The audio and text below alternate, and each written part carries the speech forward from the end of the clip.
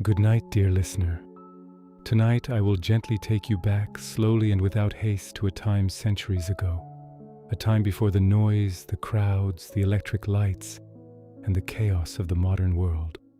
Close your eyes and imagine, because in this story, you are here. When you open your eyes, you see the first light of the sun seeping through the edge of the window. The darkness of the night has passed, but the morning chill is still felt throughout the house. You stretch your arms, trying to shake off the remnants of sleep. As your body attempts to rid itself of the night, the cold air gently seeps through the door and window frames. A few family members in the room continue to sleep deeply. Life is quiet right now. In the Middle Ages, a peasant woman's morning begins just like this. Sounds inside the house are often without noise. The morning starts calmly and slowly. But once the busy tasks of the day begin, you'll notice how quickly life changes. The cold air that fills the room encourages you to move. You slowly rise from your bed and remember the tasks waiting for you. The stone walls surrounding you are not enough to keep the room warm. The only warm spot in the house is still the small fire in the old stove, slowly burning in the center. You must reignite the fire because, having burned through the night, it's now just a pile of glowing embers. You crouch by the stove, stirring the coals and throwing a handful of dry wood to bring the fire back to life. Though you've just opened your eyes, these tasks are almost like a ritual for the peasant woman, a duty that's been repeated every morning for centuries, one that must be done without complaint. As you take a few steps around the stone house, the scent of straw fills the air. Yes, waking up in beds made of straw is not the easiest, but in the world of a peasant woman, this is normal. Everything in the house is in its place. The only thing that truly defines your place in this world is the coldness of the earth and stone floor beneath your feet. The house is still cold, but you must step outside to see what's going on. You move so slowly and thoughtfully that, without wasting any time, you bring the firewood that's been piled in the corner of the room outside. You open the door, and the first chill of the air hits your face, mixing with your breath. One of the first things you've learned in this world is not to fear the silence of the morning. For a peasant woman, the early hours of the day are very different from fighting the darkness or trying to do more. With the first step, you must accept what nature offers.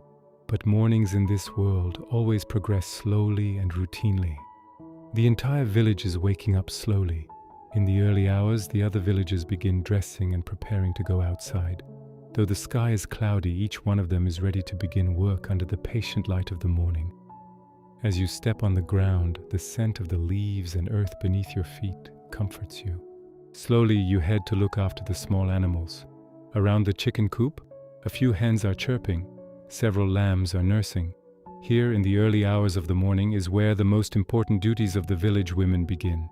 Taking care of the animals, looking after them, and ensuring the food and care of the family are essential.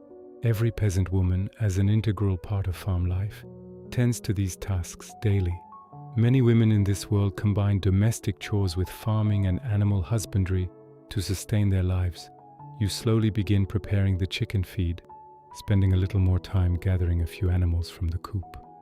As you take your first steps on the ground, you deeply inhale the fresh morning air. Outside the house, everything feels different, more alive. The serenity of medieval villages becomes most evident during the early hours. It's at these times that you feel the peace and quiet most. The farm's surroundings are bordered with stone paths, and sometimes the wind coming from the mountains creates a melody as it passes through the stones. As the day starts, peasant women and other villagers begin leaving their homes. Taking the animals to the fields to work becomes a daily routine for every peasant. Farming is the backbone of daily life, and this society survives with a labor force deeply rooted in the natural order. Now you begin to straighten the straw with your hands. While women perform such tasks early in the morning, the other members of the household also begin their own work. A peasant woman's day begins with the first opening of her eyes and continues until late in the night. But there is a reason everything moves slowly. To make time more efficient, one must first think carefully. As the day slowly moves forward, life in the village begins to settle into its own rhythm. The women gather around their homes, each preparing to carry out a different task. Some tend to the animals, while others head toward their kitchens to begin preparing the midday meal. Others have already set out at first light to help their husbands working in the fields. One by one, they leave behind the cold silence of the morning and step into a new day. This is the world of a peasant woman, a life where everything must be done patiently, surrounded by endless responsibilities and never-ending work. Animals and farming are the foundation of life here. You walk toward the small garden to gather a few fresh fruits and vegetables. In these gardens grow potatoes, carrots, onions, along with the ripened fruits of summer and autumn, the essential food sources of the village, ready to be harvested and eaten. One of the most important duties of medieval peasant women was caring for their fields and gardens. They would thresh wheat to make bread, collect vegetables, and prepare meals over wood fires. Women did these things not only for their own families, but also for other families in the village. It was more than a duty. It was an important contribution to the shared future of the community. Slowly you study the crops, trying to decide which vegetables are ready to be gathered and which still need more time. The women of the village were also responsible for the education, personal growth, and cultural upbringing of the children. From an early age, girls were taught fieldwork, while boys learned how to care for animals and hunt. At the same time, it was the women who managed the countless small tasks inside the home. The fresh vegetables you carried in from the fields are placed into a pot to be cooked, while the chickens remain quietly in their coop. Even when the work in the kitchen becomes heavy, women are never truly alone, working together with other villagers, speaking with them, laughing together, sometimes grieving together, and joining forces when needed. All of this matters deeply. Every woman's daily routine is woven together through a shared social bond. Whenever something is made or harvested, it is done not only for one household, but for the livelihood of the entire village. As the day continues, everyone begins fulfilling the different role assigned to them. While the men work in the fields, the women begin cutting wood at home. The firewood stored near the ovens, built similarly in every village, must be carried inside to relight the fire. At times, gathering and transporting wood from the forests is not easy, yet the resilience, strength, and determination of a medieval peasant woman ensure that the work is completed quickly and properly. Slowly, you carry the wood into the house, and a faint trail of smoke has already begun rising from the hearth a few steps away. As you place the logs into the fire, you greet a few village women and exchange a short conversation. Throughout the day, while every woman tends to her own responsibilities, their lives quietly intersect within these small moments. When you sit beside the hearth, the gentle warmth of the stove touches your shoulders. During the small pauses between work, brewing tea has become one of the most comforting moments of the day. As you listen to the sound of water boiling at the edge of the pot, you close your eyes for a few brief seconds, allowing yourself a moment of rest within your own world. Thinking about the day and planning what still remains to be done is an inseparable habit for a peasant woman, because here every day feels like a repetition of the last. Yet at the same time, each day is also a new beginning. This short pause feels like a reward. Resting for a few minutes beside the hearth before calmly returning to work brings you a quiet sense of relief. Slowly you walk back into the kitchen to look over the remaining tasks. The warmth of the fire is beginning to spread into every corner of the house. The sound of water simmering in the pot becomes part of the background of this world. Here, every sound somehow exists in harmony with the others, just like the work done in the fields or inside the home. Everything in this house, every small object and every passing moment is part of life itself. The rush that began in the early morning is now slowly giving way to the true weight of the day. As the sun rises higher, the village fully awakens. Footsteps echo along the stone paths, and somewhere in the distance, a blacksmith rhythmically strikes his hammer against the anvil. It is one of the most familiar sounds of a medieval village, because without iron, nothing functions. Not farming tools, not horseshoes, not even the hinges of a door. For a peasant woman, this sound is more than simple labor. It feels like proof that life itself is continuing in all its fullness. By now, you have already moved on to the next task of the day. Taking the large wooden bucket in your hands, you begin walking toward the communal well used by the village. In this age, homes rarely have clean running water. Water must be carried every day, sometimes several times a day. Especially in large families, the task never truly ends.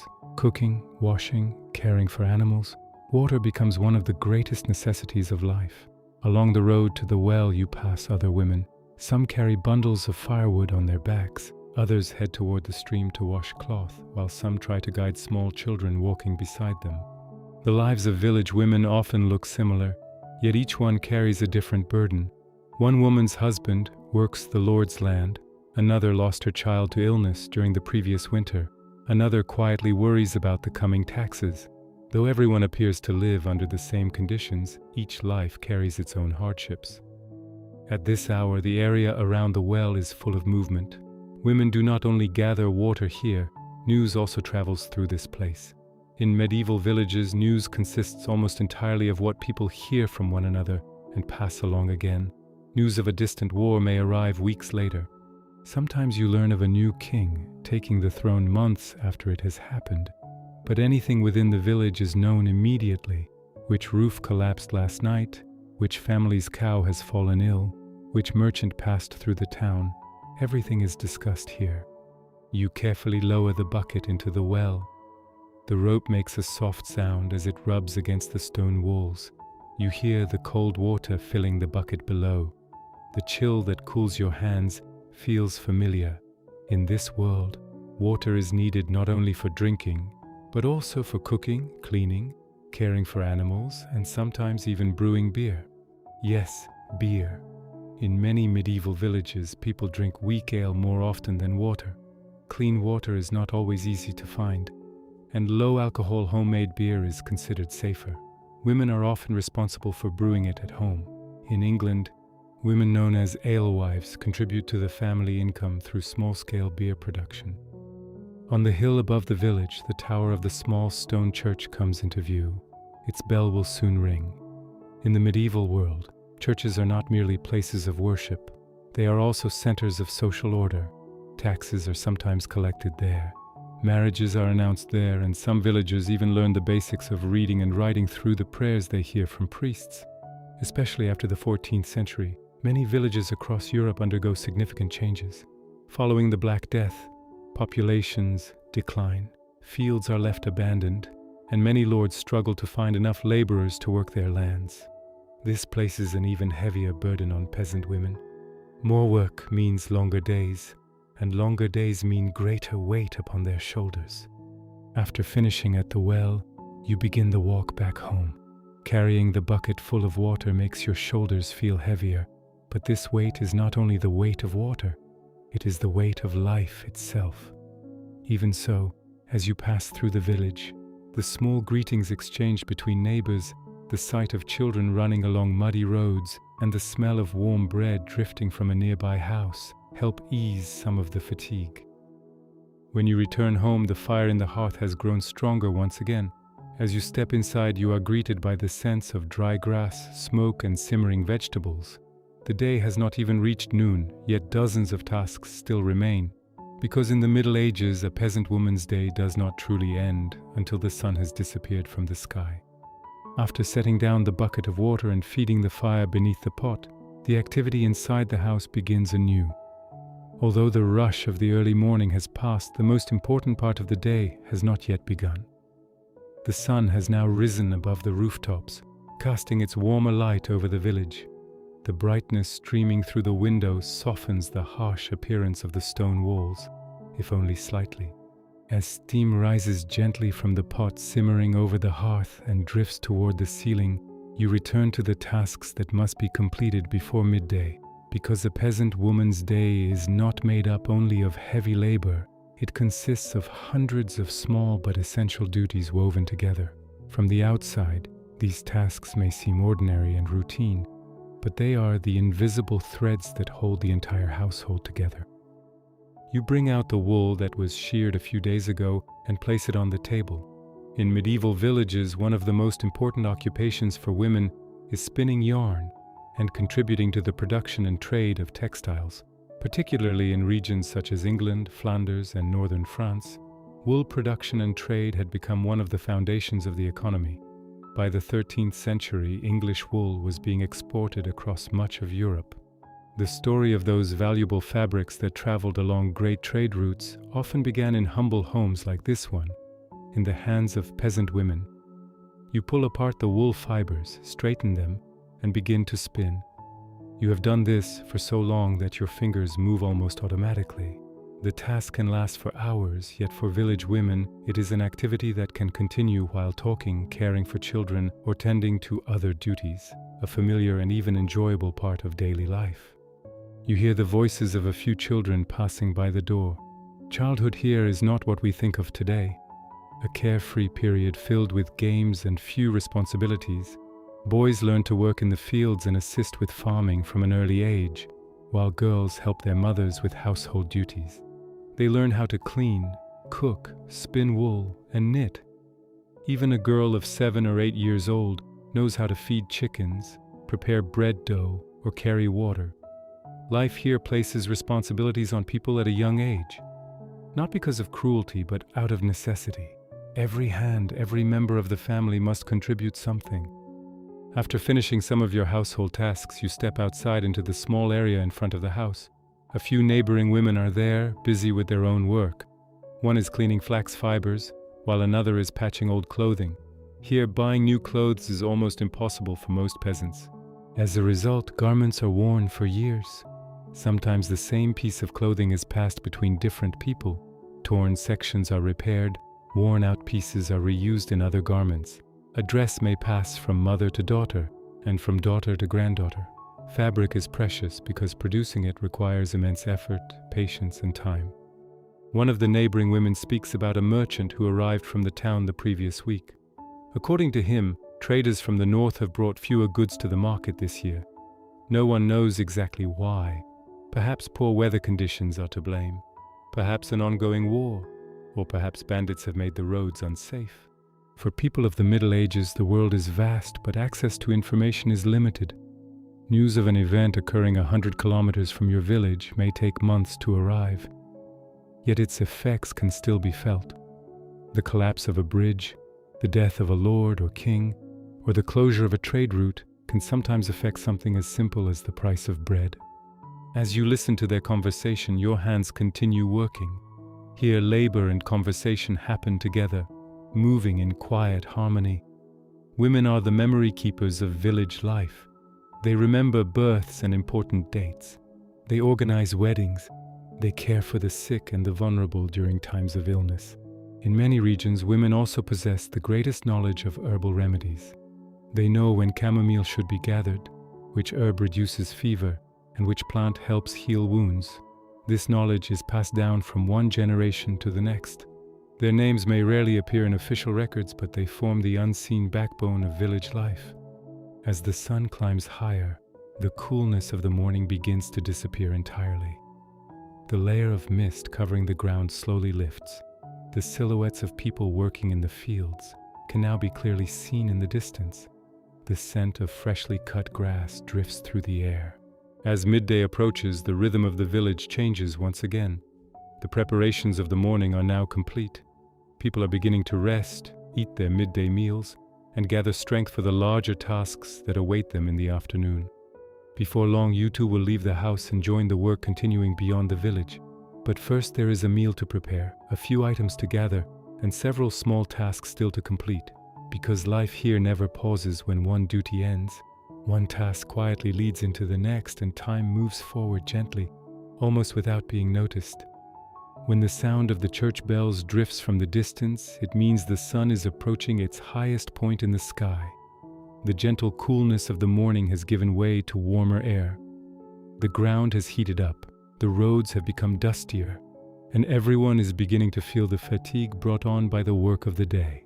After all the tasks you have completed since waking up, you place a few items into a basket and begin walking briskly toward the fields beyond the village. While midday may represent a short break for many people, for a peasant woman it is often the beginning of another task, another stage of the day. The fields surrounding the village are particularly busy during this season. The voices of people working in the distance drift through the air with the wind. Some are gathering bundles of wheat, Some are clearing stones from the soil, while others are repairing fences to keep animals from damaging the crops. In medieval villages, farming was not solely the work of men.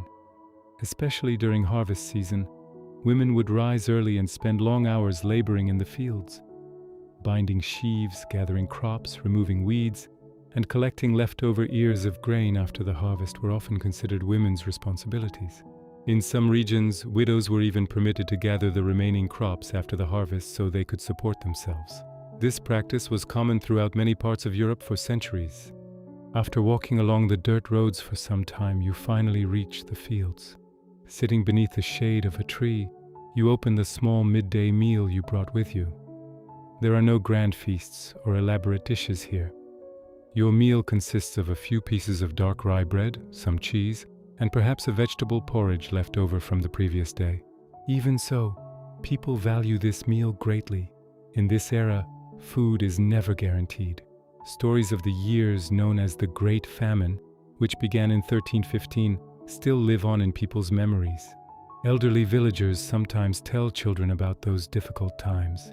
Years when the rains seemed endless, crops rotted in the fields, and entire villages suffered from hunger and scarcity. Because of this, every bite placed on the table is received with gratitude and respect. As you sit at the edge of the field, you hear the conversations of the other women working nearby. Sometimes they speak about their children, sometimes about upcoming religious festivals, and sometimes about marriages. Although the lives of medieval women are largely centered around their families, this does not mean they concern themselves only with household matters. Many women participate directly in economic life, and in some cases, even hold positions of responsibility. On market days, they may sell eggs, cheese, butter, linen cloth, or homemade ale. Records from cities such as York and Norwich in England show that women were often active participants in small-scale commerce. Of course, the names of village women rarely appear in history as frequently as those of men. Yet the invisible labor that keeps daily life functioning rests largely upon their shoulders. After eating, there is a short period of rest. This is not the sort of rest where one lies down and sleeps. Rather, the pace of movement simply slows for a little while. As the shadows shorten, people take a few moments to catch their breath. You look around. On the hillsides, you can see small flocks of sheep wandering across the landscape. Farther away, where the forest begins, a few woodcutters are at work. The forest is enormously important to the village. Firewood, mushrooms, wild berries, and sometimes game animals all come from there. Yet not every villager is free to enter as they please.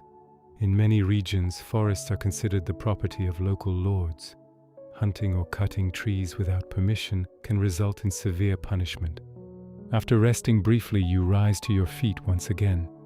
A long afternoon still lies ahead. Yet by this time of day, the atmosphere of the village has begun to change.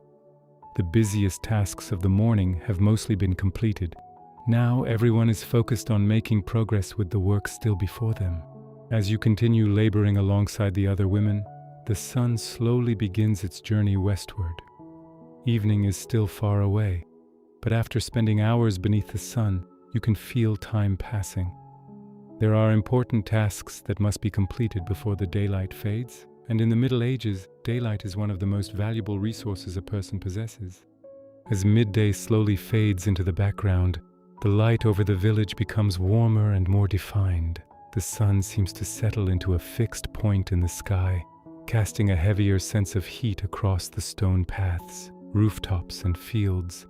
At this hour, the work in the village slows slightly, but the rhythm never fully disappears.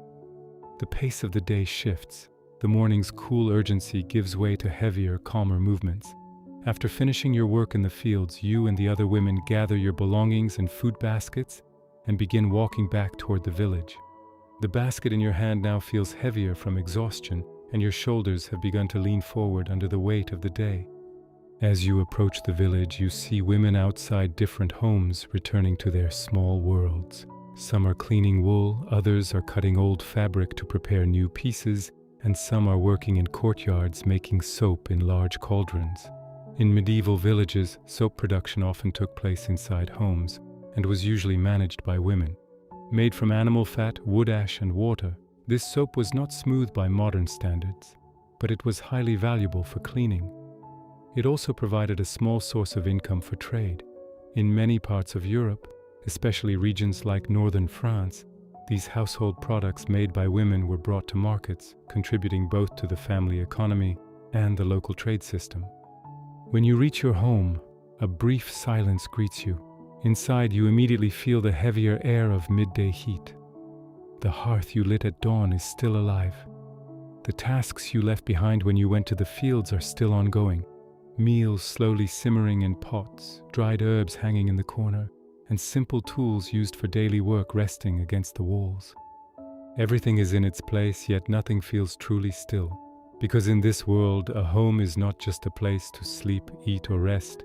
It is the center of a constantly working system, and women are the invisible keepers of that system. Soon after, the sound of the village church bell is heard again. This time it marks the beginning of the afternoon work period. In some villages during this hour, a short church ritual or moment of prayer takes place. Especially in 12th and 13th century Europe, under the influence of monastic orders such as the Benedictines and Franciscans, daily life was divided into more structured religious intervals. People would pray briefly before beginning work or during short breaks. This was not only an act of faith, but also a way to ease the stress and fatigue of the day. You prepare briefly for the tasks at home. You check the water on the hearth, rekindle the weakening fire, and review the remaining duties for the evening. Because in the Middle Ages, days do not consist of separate, isolated parts. They begin before sunrise, continue through midday, prepare for evening, and slowly fade into night. Within this cycle, the role of women constantly changes but never truly ends. A little housework, some field work, childcare, production, all of it fits into the same day, carried on the same shoulders. Stepping outside for a moment of rest, you notice the village has grown slightly quieter. People have retreated into their homes for a short pause. But this is not true rest. It is more like a breath between tasks. In the distance, the cry of a child, the creak of a door, and the wind brushing against stone walls blend together. These sounds remind you that the village is never truly silent. As the afternoon progresses, the sun slowly begins to leave its place in the sky and drift westward. The light is no longer as bright and dazzling as it was in the morning. As time passes, it takes on a warmer, softer tone. The stone rooftops of the village glow with hints of gold, while long shadows begin stretching across the roads and fields. For peasant women, these hours are among the most important of the day. Although the heavy work of the morning is behind them, preparations for the evening are still underway. There is much left to do before the day is over, yet everyone can feel that time is slowly running out. You sit quietly in this small work area in front of your home. Before you lies a basket filled with flax fibers. Flax is an extremely valuable material in medieval Europe. It is processed mainly by women and used to produce everything from shirts to household linens. It is also an important trade commodity, bought and sold across regions and even exported to distant lands. Separating, cleaning, and preparing flax fibers for use requires patience and care. It is one of those tasks that keeps the hands constantly occupied while leaving the mind free to wander. For this reason, many women tell stories to one another, speak to their children, recall old events, or discuss village life while they work. One of the older women beside you begins telling a story she once heard from a traveling merchant during her youth. She speaks of soldiers she saw many years ago passing through a distant region. Perhaps they were cavalrymen belonging to a lord in France, or perhaps they traveled during the years of the 100 Years' War in England. For village people, wars are not simply events marked on maps, shifting borders, or territories gained and lost. They are felt through foreign soldiers marching along village roads, sudden increases in taxes, or rising prices at the market. History books may record the names of kings and celebrated commanders, but the burden of war is most often carried by ordinary people, and especially by women.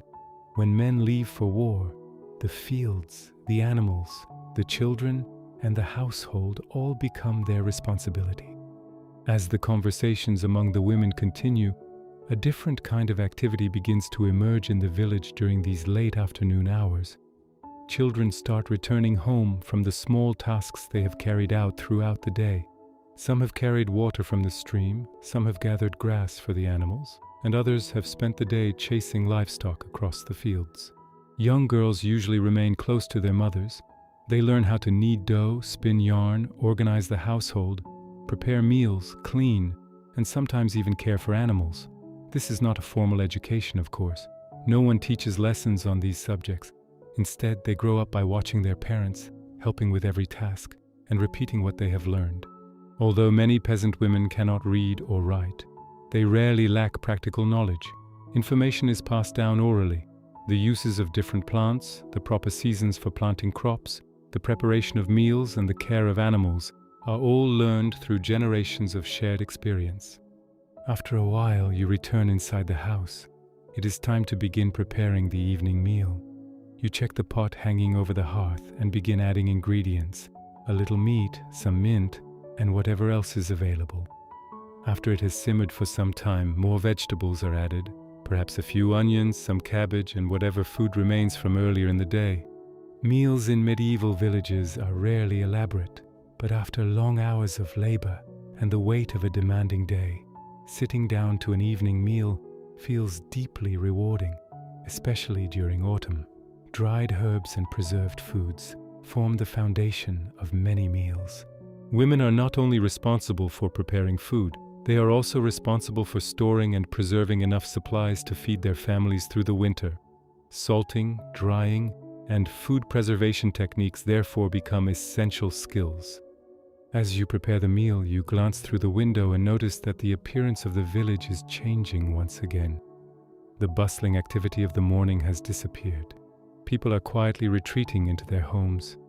A few figures can still be seen working in distant fields, but for most villagers, the day is already beginning to draw to a close. Thin trails of smoke rise slowly from several chimneys and drift into the sky. Chickens return to their coops. Flocks of sheep are guided toward their pens. The life that filled the outdoors throughout the day is gradually withdrawing into the warmth of the homes. You feel this change as well. There is a gentle sense of peace beneath the weight of the day resting on your shoulders.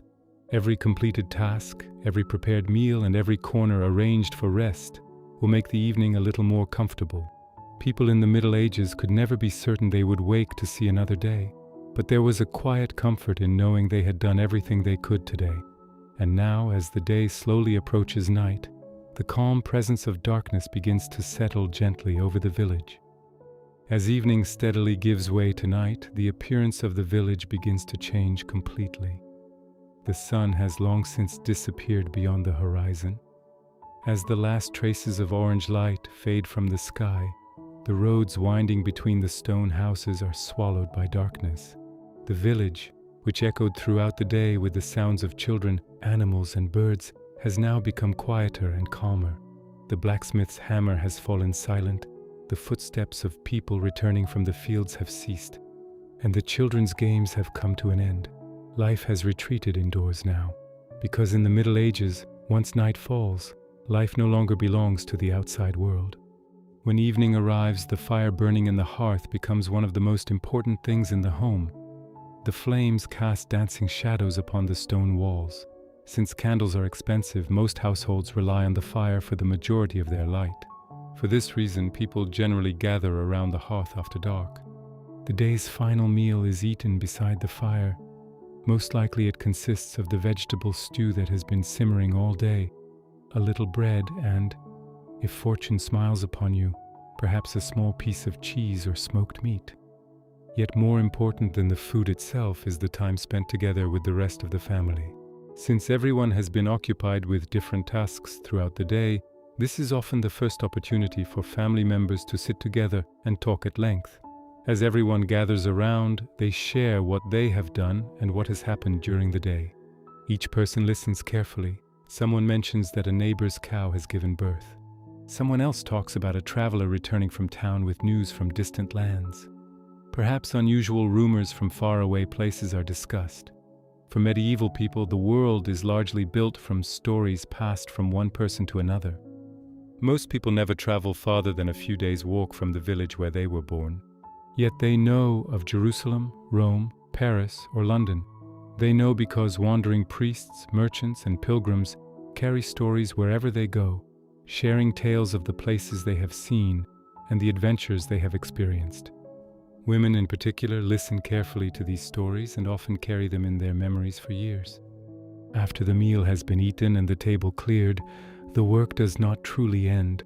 On the contrary, for many women, one of the quietest yet longest parts of the day is only beginning. While the children begin to doze beside the gentle warmth of the fire, you pick up a piece of sewing left unfinished earlier. A torn section of a shirt must be repaired. An old piece of fabric must be made useful again, or preparations must be made for the coming winter. Women living in Northern Europe especially place great importance on preparing for winter. Long and harsh cold seasons can pose a serious threat to families caught unprepared. The stories told during these hours hold a special place in the night. As everyone sits around the fire, one of the elderly women begins telling a tale she once heard from her father many years ago. The story belongs to a time of great unrest in England.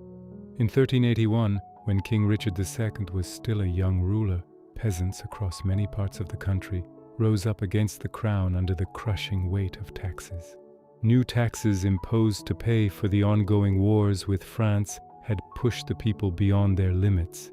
For years, peasants had worked the land, raised crops, and served their lords faithfully. But after the Black Death, the population had declined dramatically. The workforce had shrunk, and the surviving laborers had begun to realize how valuable their work truly was. Despite this, those in power tried to preserve the old order and demanded even more taxes. As the old woman speaks, the firelight dances across her face. Her voice is calm, but everyone listens carefully because the events she describes left deep marks upon people's memories. According to her, thousands of peasants from Kent and Essex gathered together and marched toward London. Among them were farmers, laborers, craftsmen, and ordinary families. One of the most prominent leaders of the rebellion was a peasant named Waite Tyler. At his side stood a priest named John Ball. People still remember his famous words, "When Adam delved and Eve span, who was then the gentleman?" For many years, those words were whispered among peasants because they expressed a question that lived in many hearts. As you sit quietly listening, the story continues beneath the gaze of everyone gathered around the fire. When the rebels reached London, the city was thrown into chaos. Officials connected to the royal government were killed, tax records were burned, and people unleashed years of accumulated anger. Yet in the end, the young king agreed to meet with the peasants. At first, he promised to listen to their demands, but events soon took a different turn. Wat Tyler, one of the rebellion's leaders, was killed during a meeting, and the uprising gradually lost its strength. Eventually, many of its leaders were executed, and almost none of the promises made to the peasants were fulfilled. As the old woman finishes her tale, she pauses for a moment and takes a deep breath, staring thoughtfully into the fire. Then she quietly says, "But through all of this, people learned one thing very well. Even the greatest lords cannot plow the land with their own hands." The words immediately capture everyone's attention. The women sitting here understand exactly what she means. The people who work the fields all day, keep homes standing, raise children and feed their families, are ordinary peasants just like themselves. History books may record the names of kings, but the people who truly keep life moving forward are often the unnamed women and men whose stories are rarely written down. As the fire crackles brightly, a brief silence settles over the room. Outside, the night has grown completely dark, yet this old story, though centuries old, still feels alive in people's minds. Because great events do not occur only in palaces. Their echoes eventually reach the stone roads of villages, the small homes of ordinary people, and the stories told around evening fires. And at the end of this long day, you understand a little more clearly how history is truly lived through the lives of ordinary people. As the logs slowly turn to glowing embers, the fire begins to shrink. The conversations inside the house grow quieter as well. Bodies tired from the day's work long for rest. Yet before settling in for the night, you step outside one last time to enjoy the peace and silence of the evening. The sky is astonishingly bright at this hour. Without the lights of the modern world, the stars seem to fill every corner of the heavens. The Milky Way stretches clearly overhead. In the distance, the call of an owl can be heard. A gentle breeze brushes against the village's thatched roofs. As the night deepens further, you close the door and step back inside. The warmth of the fire immediately touches your face. And so another day comes to an end. Night has settled over the village like a dark, silent curtain. The fire is slowly fading into glowing embers, its light growing dimmer with every passing moment. The house gradually surrenders to the darkness. Everything becomes quiet, and the hands that have worked tirelessly since dawn are finally ready to rest. Hidden within this seemingly ordinary day lies one of history's greatest truths. Kings, knights, and wars may fill the pages of history books, but life itself has most often moved forward on the shoulders of people whose names were never recorded and whose stories were rarely remembered. The peasant women who worked the fields, fed their families, kept their homes together, and passed their knowledge down through generations were the quiet heroes of this story. I hope you enjoyed this long journey through the world of a medieval peasant woman. If you enjoyed the story, don't forget to like the video and subscribe to the channel. I'd also love to hear where you're listening from and what time it is where you are.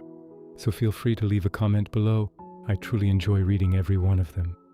Now, dim the lights a little more, find an even more comfortable position, and let yourself drift gently into the night.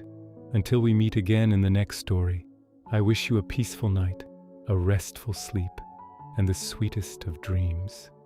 Good night, dear listener. Sleep well.